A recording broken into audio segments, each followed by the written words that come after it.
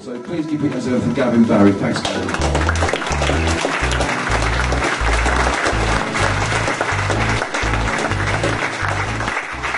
So, I'm here this evening to talk about student HMOs.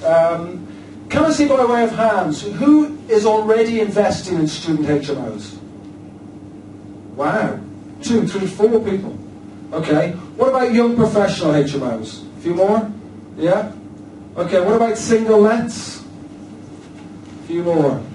And who here hasn't invested yet? Who here hasn't started investing? Yeah, okay. It's very overwhelming, isn't it? There's so many different strategies out there that you could deploy. It can be very overwhelming. Just lastly, who's investing full-time? And who would like to invest full-time? Yeah, see, everyone wants to quit the day job and get that elusive passive income. Financial freedom. So, okay, look, I've been doing this presentation now for about 18 months. I've done it in most of the pins around the country, and it always surprises me when I ask the question of how many people are investing in student HMOs.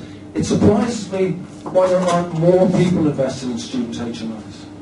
So would anybody like to volunteer why they think there aren't more student HMO investors? Yes? Well, 2 reasons. University places down. University places down? Students are going to wreck your place. Okay. Interesting. That's probably the most common reason I hear that people don't invest in student HMOs. Anybody else? Yes, down the back. You don't get 12 months. Correct. You don't if you don't know what you're doing. If you know what you're doing, you do. But again, what a very common reason. Somebody over here? Yes. HMO licenses in Reading are a bit more difficult to get. Yeah, regulation, legislation, Article 4, this sort of thing can be an obstacle to investors. Yeah, last one at the back. House prices in student areas tend to be a premium to other areas. Okay, house prices in student areas seem to be a premium to other houses, yeah? Fair enough. So these are reasons why they're going to be, why a lot of investors seem to be put off by investing in student HMOs. I hear this all the time, trashing my property. Neighbourly nuisance, neighbours from hell. This, ladies and gentlemen, is one of my student properties. And that's me. That's what you call building tenant relations, ladies and gentlemen. It's not really me, but it looks like a pretty good party. That's me. Drunk students, another classic reason why people don't invest in students. They think, you know, they're going to be wrecking the place, they're going to be causing a nuisance, they're going to be drunk. Too much red tape, as we heard, legislation, regulation, Article 4, no rent in the summer, we heard. Article 4. Is Article 4 in Reading? Yeah, it is, okay. So, certain areas, okay. You've got lots of obstacles, or there are perceived obstacles. But this just makes business harder to do. Some places, if they've got Article 4, it doesn't mean that you can't have HMOs. It just means that it may be an additional expense to doing business. But it's not insurmountable. And higher fees, less students. Quite topical at the moment, in the last couple of years, since they hiked the student fees up. Less students going to university. So we will cover all of these over the next sort of 20 minutes, half an hour. Anybody here like to volunteer why they're investing? Why are you investing? Cash flow. Cash flow. Okay. Anybody else? Better return on investment for banks. Yeah, that wouldn't be hard, would it? Fun. Yeah, absolutely. Pension. Pension. Okay. Who here is investing for capital growth? Yeah? Okay. For me, investing in capital growth isn't investing.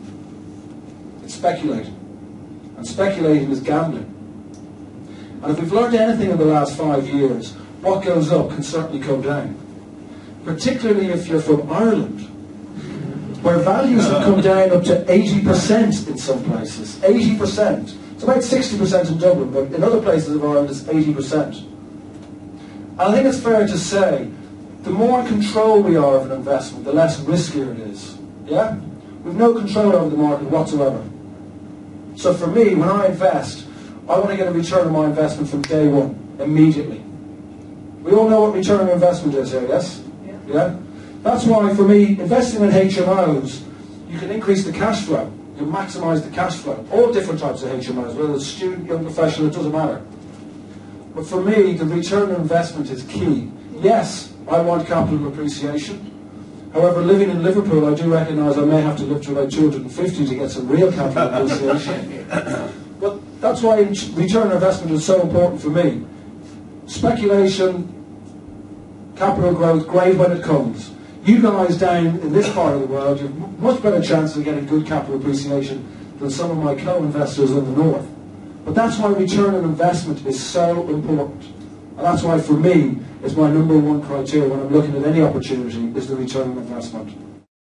I'm not selling a book, I'm not a guru in any way, I'm just a regular investor. I've been investing now for about 13 years.